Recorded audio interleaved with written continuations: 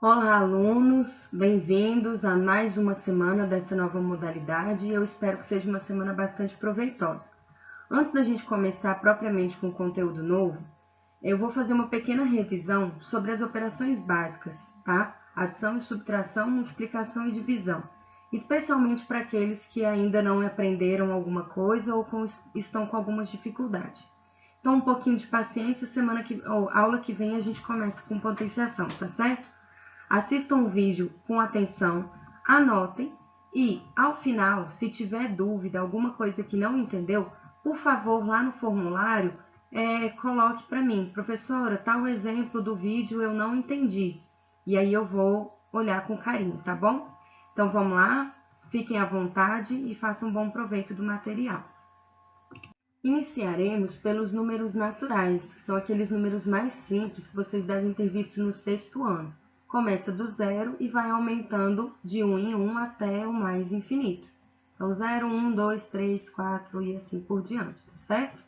Então, por exemplo, 432 mais 19, como que eu posso resolver? Armando a conta, prestando muita atenção que as unidades são o nosso parâmetro de organização, né? Então, todo mundo tem que ficar alinhado aqui na direita para lá, lembrando o que é unidade, dezena e centena. Sinal de mais, travessão. 2 mais 9, 11. Mantenho a unidade aqui e o 1 da dezena eu subo. 3 mais 1, 4, com mais 1 que tá ali em cima, 5. 4 mais 0, 4. Pronto, aqui está o nosso resultado. Da mesma forma, na subtração, né? Então, se eu fosse fazer essa mesma conta, 432 menos 19, a gente também precisa alinhar unidade embaixo de unidade. Então, 432 menos 19. 2 menos 9, não dá, porque 2 é menor. Preciso pegar do meu vizinho. Então, se eu peguei do meu vizinho, ele perdeu 1, ele fica com 2, e aqui ele vem somando 10, né? Então, vira 12. 12 menos 9, 3. 2 menos 1, 1, 4. Então, aqui está o nosso resultado. Então, a soma dá 451 e a subtração 413. Os números inteiros são os números naturais mais os seus respectivos negativos. E aí, a gente vai dividir em duas partes. Então, nós temos a primeira situação, que é quando as duas parcelas são positivas ou as duas parcelas são negativas. E aí, nesse caso, nós temos uma adição de números positivos ou uma adição de números negativos. Vamos ao exemplo. Então, se o sinal dos dois é positivo, o nosso resultado com certeza vai ser positivo, né? Então, aqui é uma soma, uma adição, claramente, de dois números positivos. Então, a gente vai armar a conta como a gente fez com os números naturais, organizando unidade embaixo de unidade e assim por diante. Então, 6 mais 4, 10, sobe 1 da dezena. 2 com mais 3, 5, mais aquele 1, 6. 1 mais 0, 1. Então, mais quanto? 160. Esse é o nosso resultado, tá? E também é simples quando os dois são negativos. Por exemplo, se fosse menos 225 menos 15. Percebam que aqui é a soma de dois números negativos. Então, o nosso resultado vai ser também negativo, como se eu devesse 225 e passo a dever ainda 15. Então, o que eu vou fazer? Se eu já tinha uma dívida e adicionei outra dívida, eu continuo devendo, né? E vou dever mais ainda. Então, agora que eu já sei o meu sinal, eu vou resolver a conta. Como? Como uma adição normalmente. 5 mais 5, 10, sobe 1. 2 mais 1, 3, com mais 1, 4, 2 mais 0, 2. Só que o sinal era negativo, então a minha dívida aumentou agora para 240, tá? Então, prestem atenção que quando ambos os números são positivos ou ambos são negativos, o sinal permanece. Se eram os dois positivos, o resultado também é positivo, e se os dois eram negativos, o resultado também é negativo. Então, é uma adição ou de números positivos ou de números negativos. No entanto, se é uma adição com sinais diferentes, então aqui é mais 220 mais menos 12, então é a mesma coisa que a gente escrever 220 menos 12. Então, isso aqui, na verdade, é uma subtração, né? É uma adição de números com sinais diferentes. Então, o que eu tenho que prestar atenção aqui? Qual é o sinal do meu maior número? Então, quem é maior, 220 ou 12? 220. E o sinal dele é positivo ou negativo? Positivo, né? Porque quando não tem sinal é positivo. Então, eu já sei que o meu resultado vai ter sinal positivo. E aí, eu vou agora fazer a conta de subtração. Então, 220 menos 12. 0 menos 2 não tem como, preciso pegar do meu vizinho. Então, aqui era 2, perdeu 1, ficou só com 1. E para cá ele veio somando 10, então não tinha nada, virou 10, né? 10 menos 2, 8. 1 menos 1, 0. 2 menos 0, pronto. Então, nosso resultado é mais 208. E mesma coisa acontece se o sinal do maior número for negativo. Então, por exemplo, menos 144 mais 15. O que a gente tem que olhar primeiro? O sinal do maior número. Então, quem é maior, 144 ou 115? 144. E o sinal do 144 é negativo ou positivo? Negativo. Então, o meu sinal aqui do resultado vai ser negativo também. Então, eu devia 144 e paguei 15, né? É esse o nosso pensamento. Então, o sinal do maior a gente preserva e agora eu vou fazer o quê? Uma subtração. Então, 144 menos 15. Por quê? Porque eu quero descobrir qual é esse valor aqui. Eu já sei que o resultado é negativo, mas eu quero saber quanto é. Então, eu vou fazer a subtração que nem a gente fazia nos números naturais. Não consigo, pego do meu vizinho. Aqui fica com 3 e aqui vem somando 10, fica 14. 14 menos 5, 9. 3 menos 1, 2. 1 menos 0, 1. Então, quanto que dá? Menos 129. Tá claro? Os números racionais incluem, além dos números inteiros, o intervalo entre eles, ou seja, os números decimais, que também podem ser escritos como uma fração. Quando nós temos, então, os números decimais, por exemplo, 10,42 mais 5,8, o que é mais importante aqui? É a gente alinhar os nossos números de acordo com a vírgula. Vírgula sempre embaixo de vírgula. Então, 10,42 mais 5,8. Aí, eu posso completar aqui a casa decimal com 0. Mas prestem atenção que as vírgulas aqui, ó, estão exatamente embaixo uma da outra, né? E aí, sim, a unidade acaba ficando alinhada com a unidade, tá? E assim os números decimais também. 2 mais 0, 2. 4 mais 8, 12. Sobe 1. 1 mais 5, 6. 1 mais 0, 1. E a vírgula continua embaixo, onde ela já se encontrava, tá bom? No mesmo lugarzinho que ela tá. E esse é o nosso resultado. Então, 16,9. 22. Se a gente tem números decimais, mas com sinais negativos, então, menos 8,50 menos 3,75. O que a gente vai fazer? A gente já viu que quando eu tenho a soma de dois números negativos, o meu resultado é negativo. E aí, eu vou fazer a soma deles, alinhando vírgula embaixo de vírgula. Então, 8,50 mais 3,75.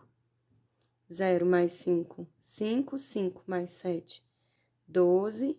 8 com mais 3, 11. Com mais 1, 12. Pronto.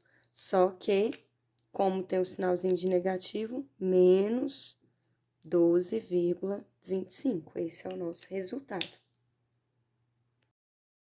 E se nós temos esse exemplo aqui?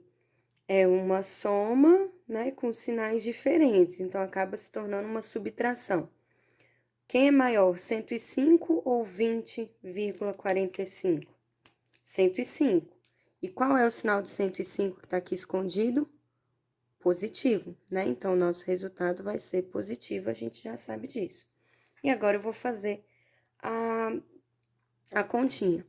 105. Opa, professora, e cadê a vírgula desse 105 para eu me orientar?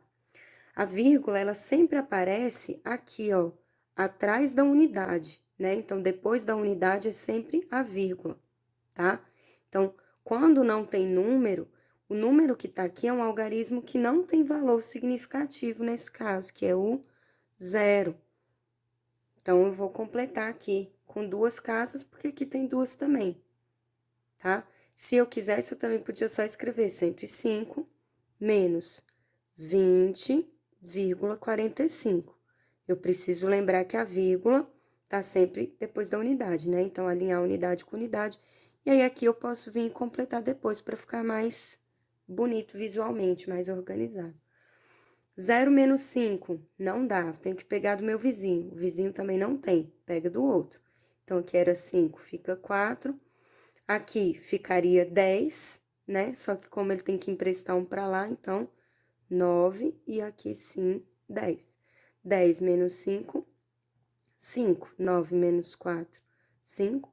A vírgula permanece no lugar dela, 4 menos 0, 4. 0 menos 2 não dá, preciso pegar do meu vizinho. Meu vizinho ficou sem nada e eu fiquei com 10. 10 menos 2, 8. Então, mais, vou colocar aqui mesmo, para eu preencher melhor o espaço. Então, eu fiquei com mais 84,55. E se o sinal do maior for negativo? Então, menos 220 mais 13,80. Quanto que dá isso aqui? Quem é maior, 220 ou 13,80? 220. E o sinal do 220 é negativo. Então, eu sei que o meu resultado vai ter que ser negativo. Anota ali para não esquecer. E agora, a gente vai fazer uma conta de subtração, porque os sinais são diferentes, né? Então, 220 menos 13,80. Mesma coisa de antes. Não apareceu a vírgula, mas eu vou completar. Depois da unidade, eu já sei que tem a vírgula. E aí, eu vou completar aqui.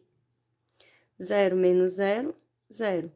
0 menos 8, não dá, preciso pegar do vizinho, ele não tem, pego do outro. Aqui fica 1, aqui vai ficar 9 e aqui 10. 10 menos 8, 2. Vírgula, permanece embaixo de vírgula. 9 menos 3, 6. 1 menos 1, 0. 2 menos 0, 2. Pronto.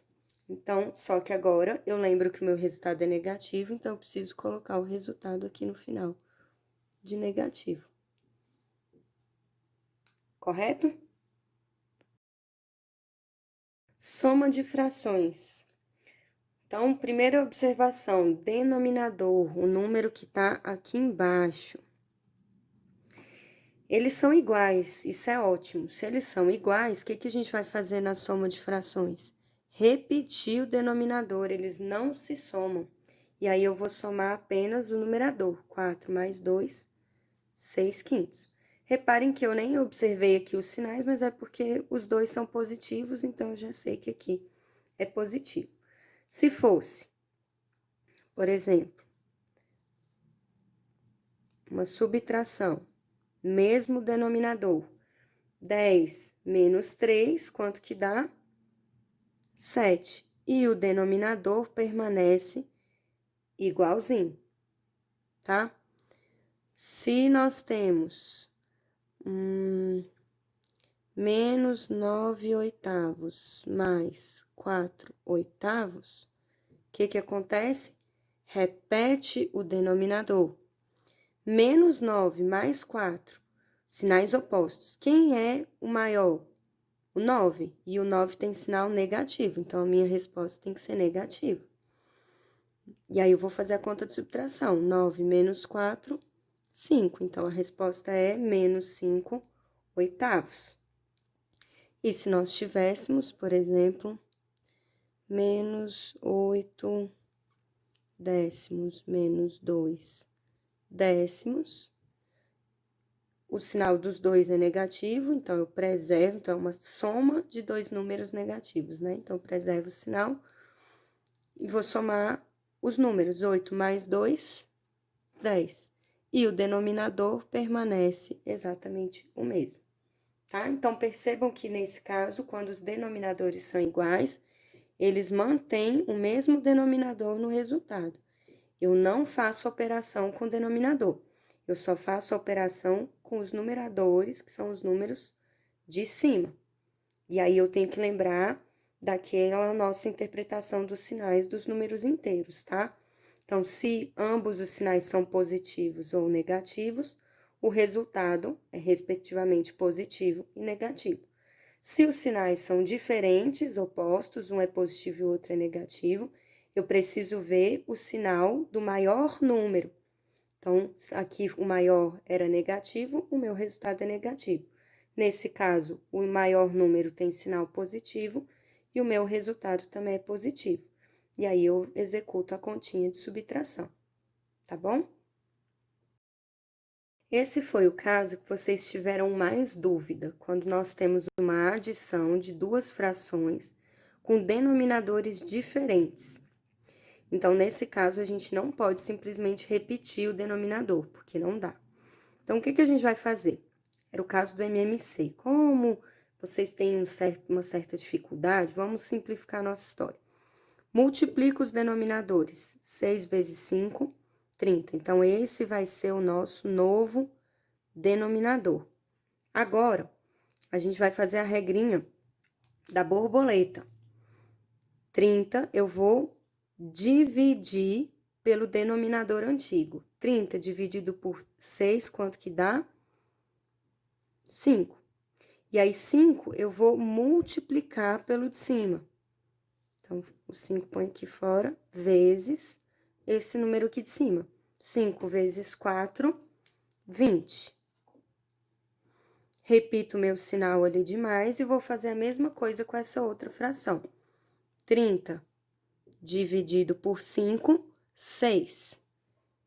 Vou anotar aqui para eu não esquecer. 6, agora eu vou multiplicar. 6 vezes 2, 12. E agora sim eu posso somar os meus numeradores. Então, 20 mais 12, quanto que dá? 32. E o denominador permanece o mesmo. 32, 30avos é o resultado da soma dessas duas frações. Mais um exemplo só para a gente treinar mesmo, tá? Então, o que eu falei? Numeradores diferentes, a gente vai fazer o quê? Multiplicar os denominadores. 7 vezes 3, 21. Esse vai ser o nosso novo denominador. Agora, eu vou dividir pelo de baixo e vou multiplicar pelo de cima. Então, 21 dividido por 7, 3. 3 vezes 4, 12. mais, mesma coisa com o outro lado. 21 dividido por 3, quanto que dá? 7. 7 vezes 2, 14. Agora, eu faço essa soma. 2 mais 4, 6. 1 mais 1, 2. Sobre 21, porque o denominador eu só reescrevo, tá? Então, aqui, 26 21avos é o nosso resultado. Então, resumindo, o que vocês precisam prestar bastante atenção, quando a gente quiser executar as operações de adição e subtração, se forem números naturais, a nossa principal regra, a nossa base é a organização, ou seja, unidade embaixo de unidade, dezena embaixo de dezena, centena embaixo de centena e assim por diante.